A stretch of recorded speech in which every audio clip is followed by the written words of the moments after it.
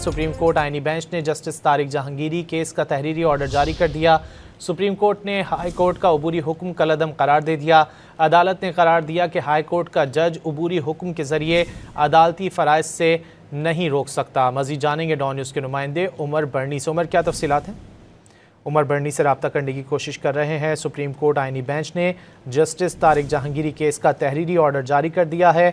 Supreme court ने high court का अबूरी हुक्म कलअदम करार दे दिया है।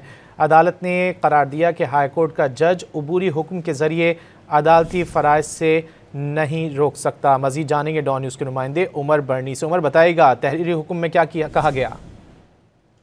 सुप्रीम कोर्ट के आईनी बेंच की जानिब से जस्टिस तारिक महमूद जहांगीरी केस में तहरीरी ऑर्डर जारी किया जा चुका है। जस्टिस अमीनुद्दीन खान की जानिब से ये तहरीर करदा तहरीरी ऑर्डर जो है वो 5 सफ़ात का है।